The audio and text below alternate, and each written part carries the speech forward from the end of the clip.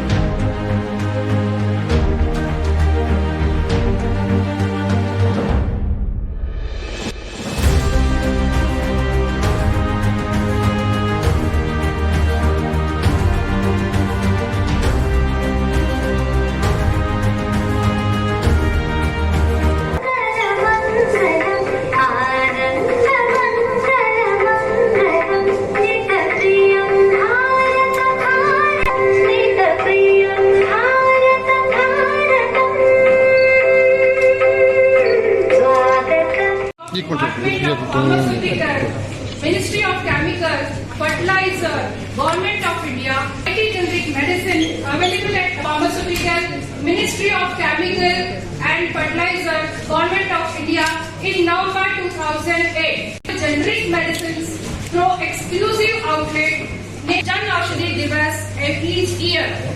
On the initiative of the Honorable Prime Minister, Jan Aushadhi Divas is celebrated across the country from 1st of March 2023 to 7th March 2023 with a specially achieve various milestones in future years. I thank Government of India. For introduction, I would like to start today's function.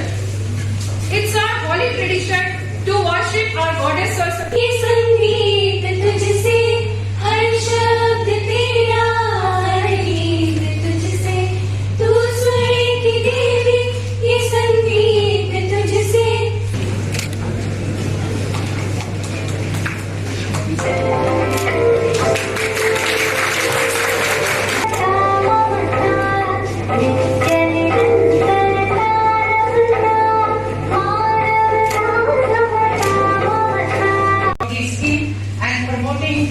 generic medicines. The theme for this year, Jan Aushadhi सस्ती भी अच्छी भी, means कम rate में अच्छी quality की drug. 9177 9177 Jan Aushadhi केंद्र पूरे देश भर में खुले हैं, 745 राज्यों में खुले हैं और 36 के 36 राज्यों और यूनियन टेरिटरीज में खुलने का काम हुआ है और अगले साल तक इसको 10,000 सेंटर पूरा करने का काम भी कर दिया जाएगा।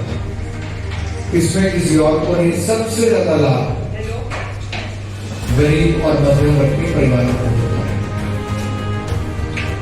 और जैसा बताया गया कि WHO GMP सर्टिफाइड दवा उत्पादकों की से ही इसको खरीदा जाता है, तो क्वालिटी ऑफ मेडिसिन है उसको भी इंश्योर किया जाता है।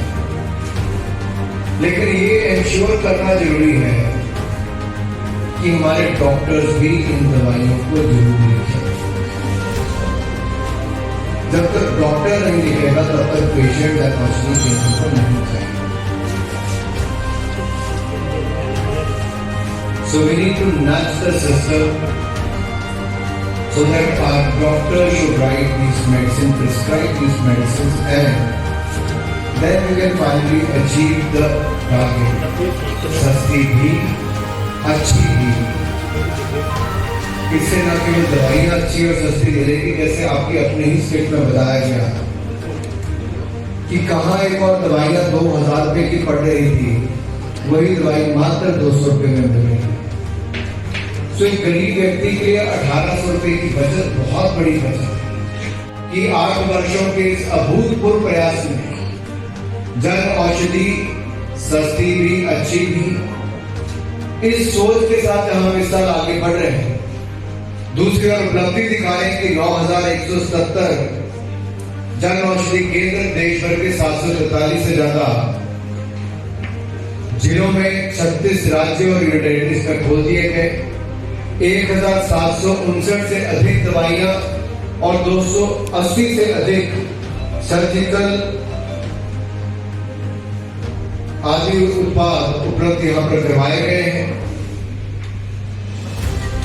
और ये अपने आप में एक अभूतपूर्व पहल है। यही नहीं, यहाँ पर आयु रक्षा किट हो या रक्षा किट, बाल रक्षा किट हो, या फिर हमारा आयुष 64 टैबलेट हो, च्यवनप्राश हो, जो भी हमारे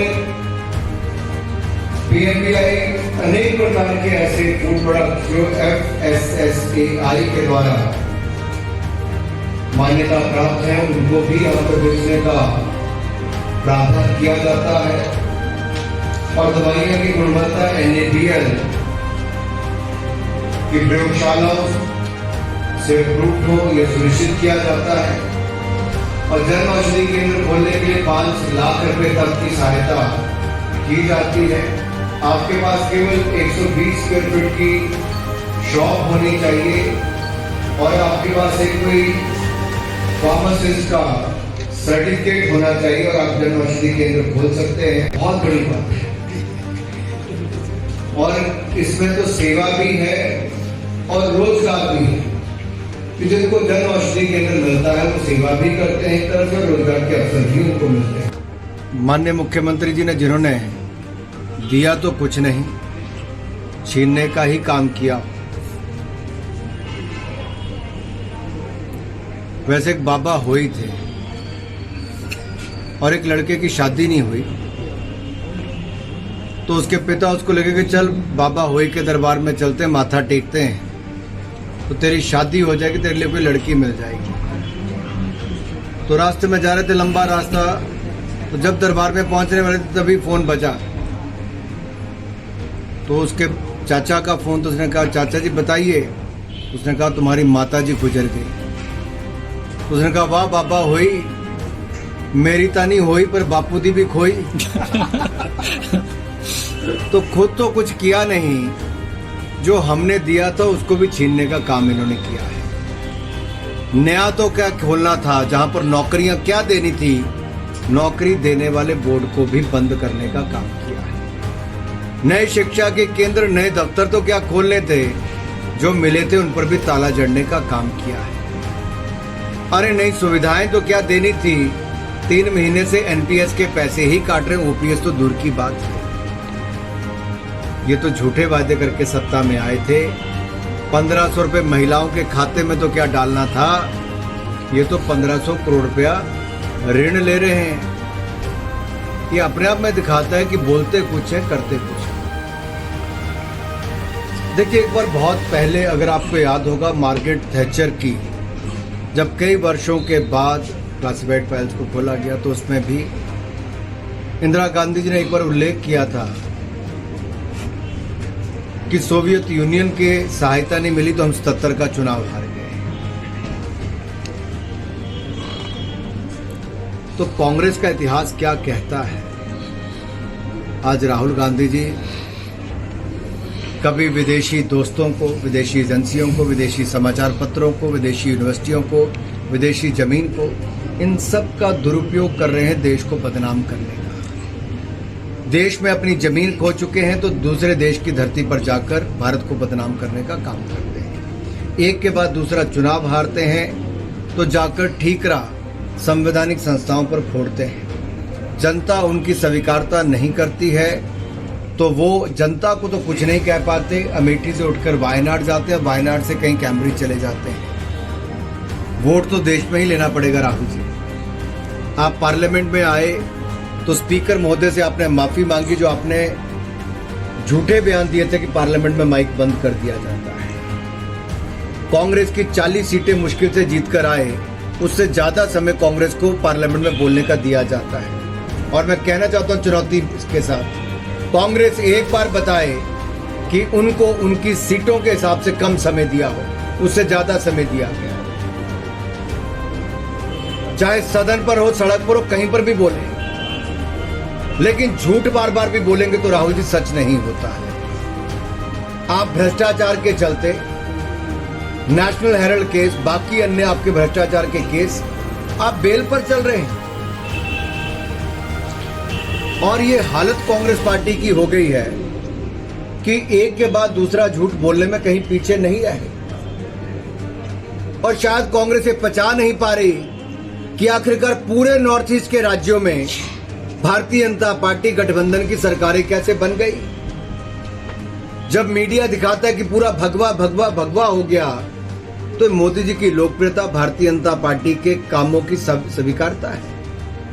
और यही नहीं, जो शानदार काम नरेंद्र मोदी जी ने कोविड के समय किया, रिफॉर्म्स लाए, देश के बचाने का काम किया, अर्थव्यवस्था को बचाने का काम किया। आज दुनिया भर के देशों के नेता ये कहते हैं कि नरेंद्र मोदी जी और भारत में एक उम्मीद दिखती है। सीरिया में अर्थक्वेक आया तो भारत मदद मांगने वालों वाला देश नहीं बचा, मदद देने वालों वाला बना है, फर्स्ट रिस्पॉन्डर के रूप में उठा। चाहे नेपाल में अर्थक्वेक आया, टर्की सीरिया में आया, भारत सबसे पहले मदद करने में आया। अफगानिस्तान में युद्ध था, या फिर यूक्रेन में युद्ध से बच्चों को बाहर निकालने के लिए ऑपरेशन गंगा चलाया, तो टर्की सीरिया में ऑपरेशन दोस्त चलाया। हर जगह भारत ने पहले बढ़कर कदम उठाए हैं, तब जाकर दुनिया ने भारत की बातों को माना है। कोविड के समय 150 से ज्यादा देशों को दवाई और वैक्सीन देने का काम किया, जो दुनिया के बड़े बड़े देश नहीं कर पाए, भारत ने किया। COP21 में भारत ने नेतृत्व देकर इंटरनेशनल सोलर अलायंस बनाया, और प्रधानमंत्री जी के प्रयासों से आज WHO का journal centre for traditional medicine अगर दुनिया में कहीं पर बना है हेडक्वार्टर से बाहर, तो भारत में बना है। ये शायद कांग्रेस सोच भी नहीं सकती।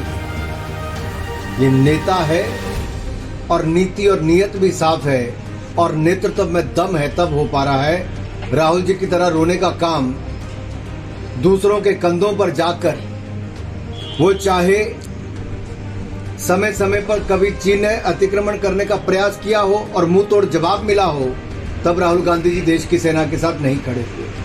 जब देश की सेना ने सर्जिकल स्ट्राइक की, आतंकवादी ठिकानों को ध्वस्त किया, तब भी राहुल गांधी जी ने उसके ऊपर प्रश्न चिन्ह खड़े किए। और पुलवामा में भी हमारे जो जवान शहीद हुए, उसको राहुल जी ने क्या कहा कि कार बम में 40 लोग मर गए। अरे, आप जवानों की शहादत को और आतंकवादी हमले को केवल एक कार धमाका कहकर अपना पिंड छुड़ा लेते हैं? क्या इस तरह की राजनीति होगी? और ये विदेशी जमीन पर जाकर इस तरह की नौटंकी करने से कुछ नहीं मिलने वाला। देश की नजरों में आप और गिरोगे, क्योंकि आपने जो देश की धरती पर आपको समर्थन नहीं मिल पाया, तो दुनिया भर में जाकर भारत को बदनाम करने का काम कांग्रेस इस एजेंडे पर कर रही है। मुख्यमंत्री जी का एक बार बार बयान आना कि जहां हिंदू 97% है, वहां पर भारतीय जनता पार्टी को हराकर हम आए। एक चुने हुए प्रतिनिधि की इस तरह की स्टेटमेंट्स क्या कहती है? कितना अपमान करोगे हिंदुओं का? क्या कांग्रेस ने ठेका ही ले लिया हिंदुओं को अपमानित करने का? कभी हिंदू आतंकवाद कहते हैं, कभी चुनाव जीतने के बाद हिंदुओं को नीचा दिखाने का काम करते हैं। और प्रदेश में कानून व्यवस्था ना चरमराए जैसे पंजाब में चरमराई, तो मेरा मुख्यमंत्री से इतना ही रहेगा, नई नई जिम्मेदारी मिली है, थोड़ा संभल कर चले, प्रदेश के हालात ठीक रहें तो अच्छा रहे।